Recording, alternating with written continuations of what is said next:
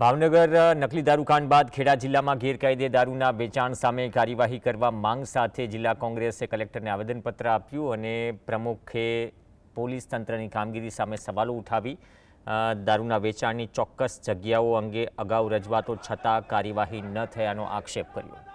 કહ્યું કે એક તરફ જિલ્લા એસપીને શ્રેષ્ઠ પોલીસ એવોર્ડ મળ્યો છે, બીજી તરફ ઠાસરા તાલુકામાં સ્થાનિકોએ જનતા રેડ કરી વિદેશી દારૂનો મોટો જથ્થો ઝડપી પાડ્યો।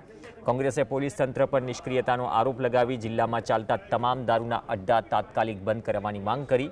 ગેરકાયદે દારૂના વેચાણમાં સંડોવાયેલા જવાબદારો સામે કડક કાર્યવાહીની પણ માંગ કરી।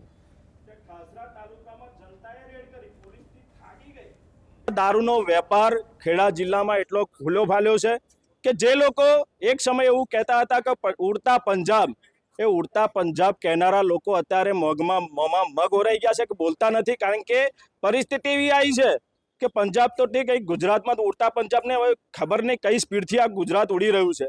એવી પરિસ્થિતિ છે કે તમે લોકેશન મારો ને ખ્યાલ આવી જાય કે દારૂનો પોઈન્ટ અહીં ચાલે છે।